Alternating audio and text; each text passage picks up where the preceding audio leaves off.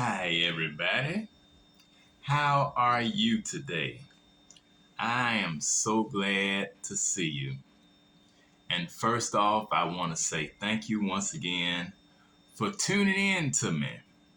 And please know that your support is very much appreciated.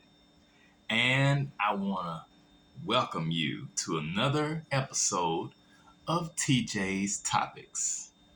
And as you know, I am TJ. So glad to have you. And again, I just want you to know how grateful I am that you watch my little show and please know that your support is very much appreciated and I consider it a blessing, a privilege and an honor to be able to come into your presence one more time. And I am sincerely appreciative for that. Now, before I get into today's topic, I want to ask you something. How has 2023 been treating you so far? Has it been good in any way, or has it not been so good? If I'm correct, I think we're now entering the fifth week of 2023. And this year is it seems to have gotten off to a bit of a rough start in that we've had a significant number of eye-opening events to take place in just the first 5 weeks of this year. 5 weeks. Because we're entering the fifth week right now.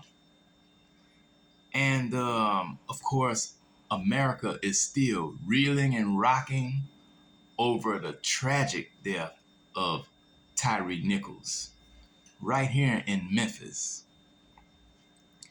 And then what y'all think about the balloon that they just captured flying over the United States coming from China?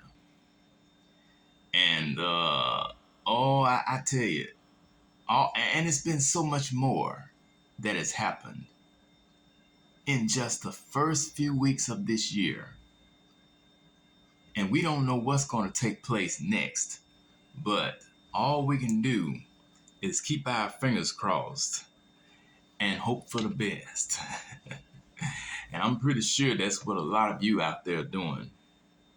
Now, in regards to my topic today, it dawned on me this morning, that perhaps this is something that a lot of people have been faced with in the past or perhaps are dealing with at this time. Well, it's a situation that I've dealt with on numerous occasions, more times than I would even try to count.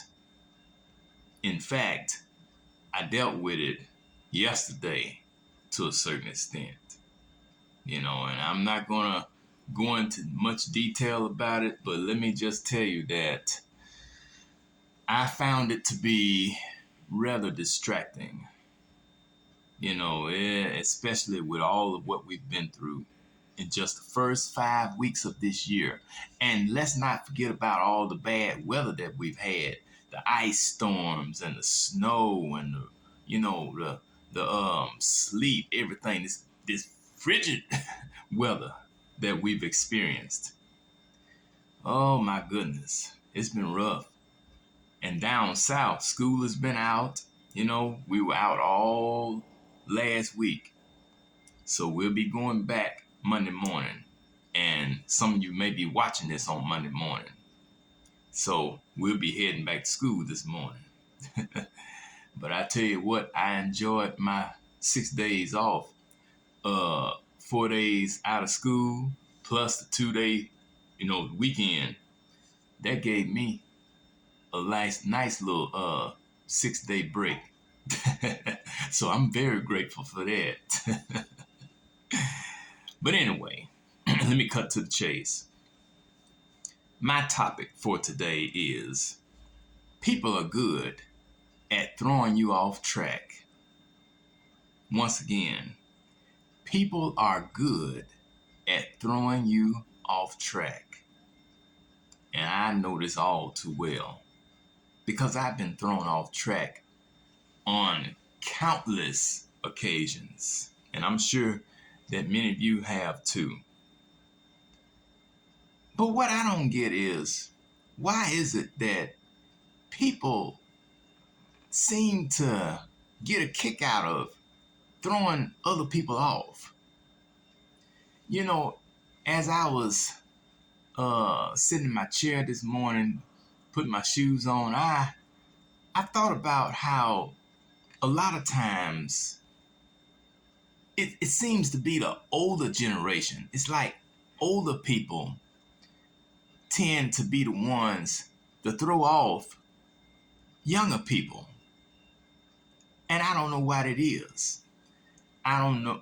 It doesn't matter if it's your parents, grandparents, other relatives, like aunts and uncles, perhaps some older cousins, maybe neighbors,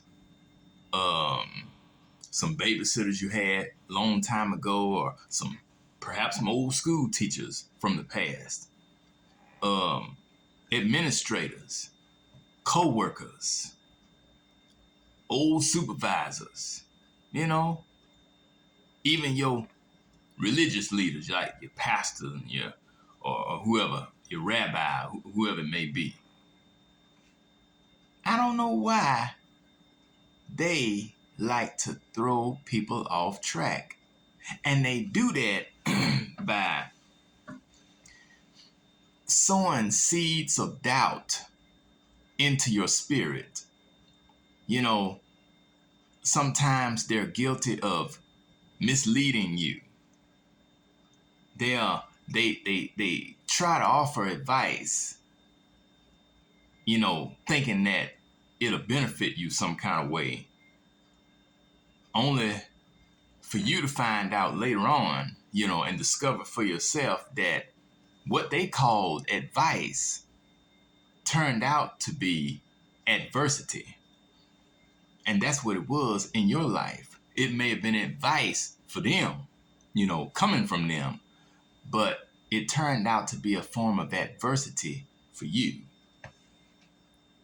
And I just don't understand how they can live with themselves doing stuff like that.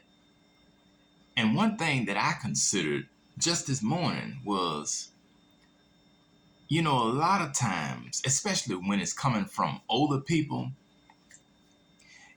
so many of them didn't have the opportunities to grow and expand in their lifetime as the ones who are coming behind them may have. They may not have been able to play sports, or they may not have had a certain level of talent or skills or abilities like certain ones who are younger than them have. They may not have had the opportunities to travel a lot, or to experience a life full of fun and excitement,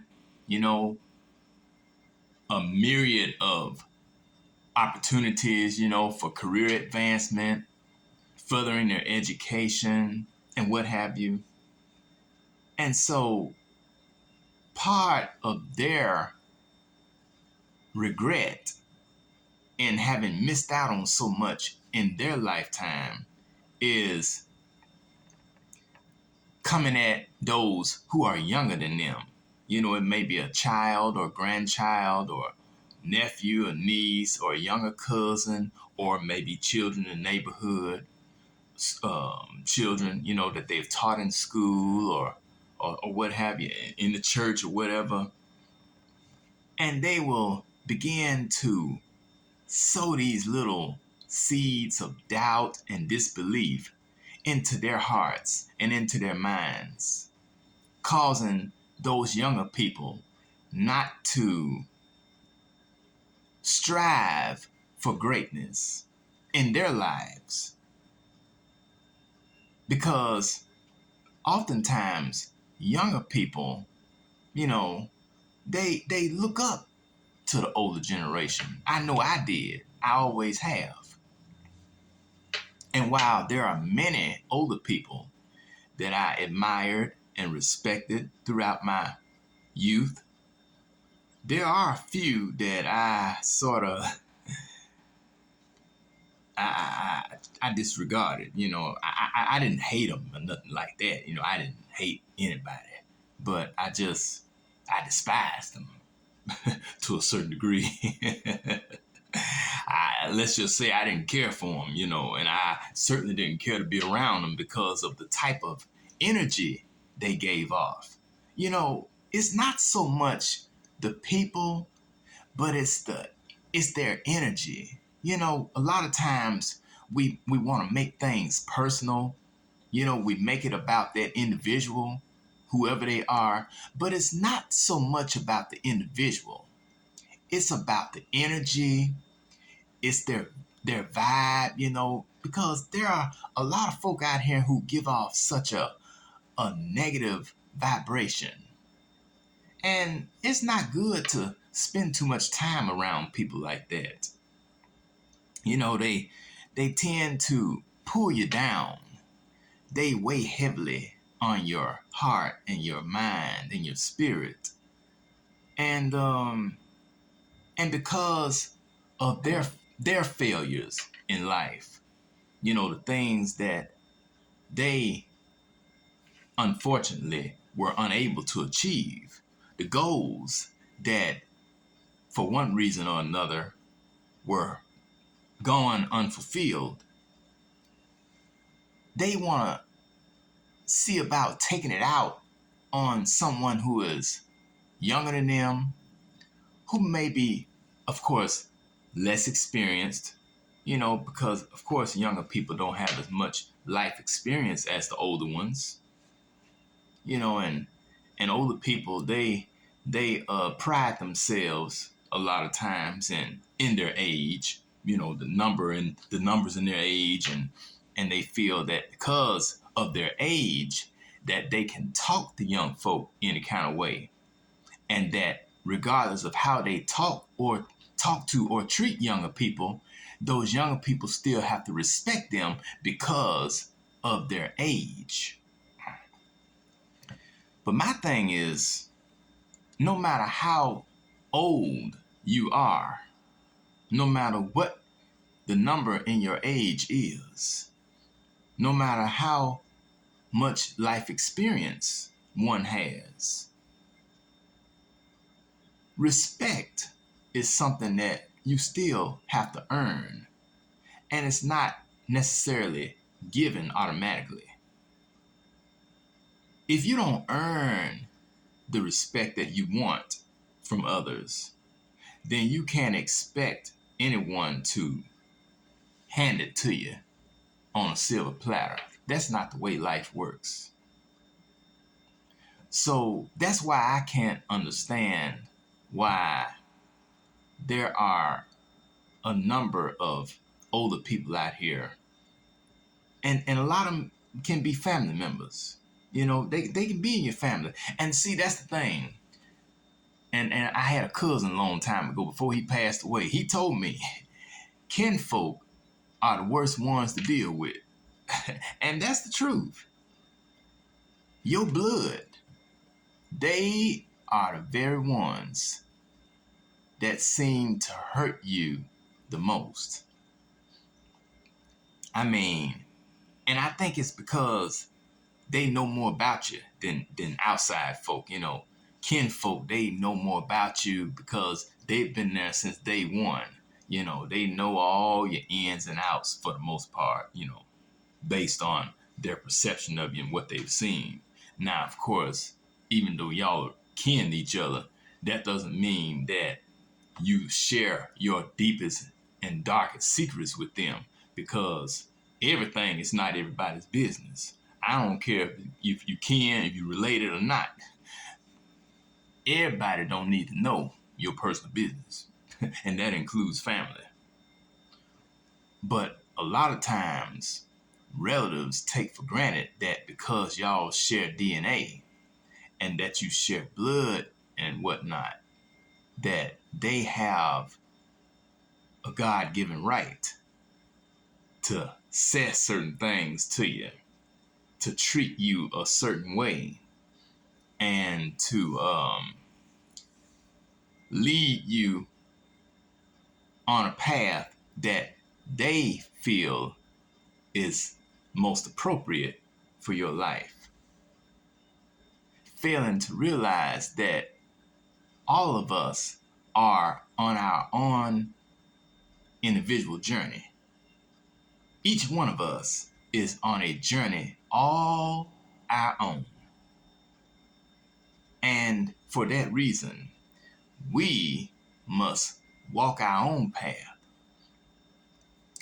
We must stay the course for ourselves. We must fulfill the goals and reach the destiny that has been laid out for us. And whatever lies ahead at the end of the road for us, when we get there, we'll see it. And the experiences that we have along the way, both good and bad, they're ours. And therefore, we must own those experiences, the mistakes that we make, the decisions that we make, whether good or bad, they're ours because we made them. And it's not up to relatives or neighbors or school administrators or co-workers, supervisors, church members, preachers. It's not up to any of them to determine how far you go in your life as an individual. It's all up to you. It's up to us because we're our own person. And so, what we must do is learn how to tune out all forms of negativity. I don't care where it's coming from. And that includes the ones who claim to be kinfolk. We have to learn how to tune that stuff out. Because even your family doesn't necessarily have your best interests at heart. A lot of times they don't. Because if they have made it to a certain point in their life where when they look back, all they have is a bunch of regrets and bitterness, frustration, disappointment, anger, unforgiveness. Whose fault is that? Is it somebody else's fault in the family? Or is it a neighbor's fault, co-worker's fault, a former classmate's fault? Whose fault is it? It's nobody but theirs. And they have to realize that. And the sooner they realize it, the better off they'll be. Because how sad would it be for someone to live their life and come to the end of their journey on this earth? And when they look back, all they have to show for the 70, 80, or 90 years they were on this planet is a bunch of hardship and a lot of negative moments and a ton of bad memories and broken relationships and let's not even get into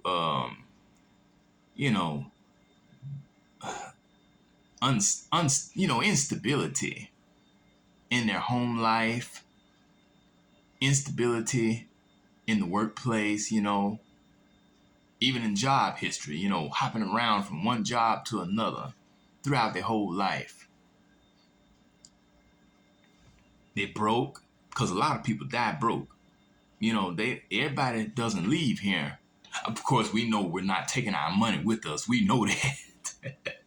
Whatever we got in the bank is going to be there when we leave here. We know that. But still, just think you have spent 25, 30, 35, or 40 years of your life working. And when you come to the end of your career, you have nothing to show for it. And when you come to the end of your life, what is there? That to me is quite frustrating, to say the least. And it makes you wonder sometimes, was their life, did it even have what was the purpose? You came here and you did all of this. You ripped and run with everybody who you thought your friends, but they really weren't your friends. They were just associates, because all of us have associates, but very few of us have what you call friends. Friends are few and far in between. But we got a whole bunch of associates out here. They're everywhere.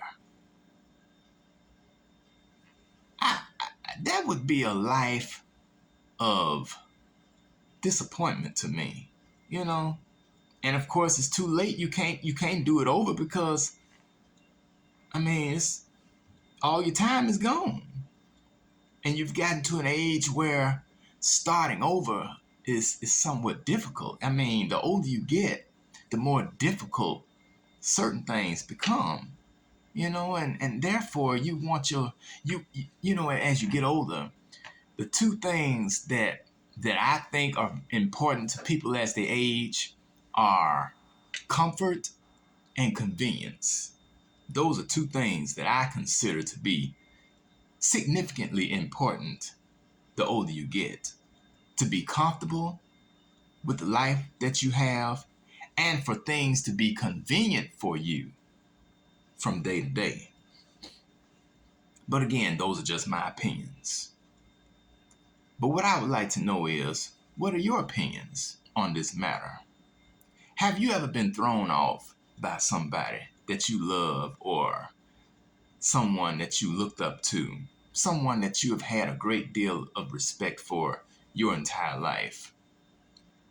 Perhaps they were someone that was close to you as a relative or friend of the family or co-worker, neighbor, classmate, or whoever. But I'm sure that at one time or another, you too have been thrown off by somebody, thrown off track. and it's like when you're thrown off track like that, you don't know which way to go, because you're kind of lost. They throw you for a loop, and you got to stop and get your mind right and regroup and try to get back on the road again. But when you get back on that road, you get back on it with a little more knowledge than what you had at the time you were thrown off with. And this time, you know how to maneuver your way around situations and people who are prone to throw you off track, because folk love to distract you. They're good at that, especially when they don't have anything going for themselves. So those are my thoughts on today on people and how good they are at throwing you off track. So feel free to share your thoughts with me, okay? And I'd be more than happy to listen to you and respond.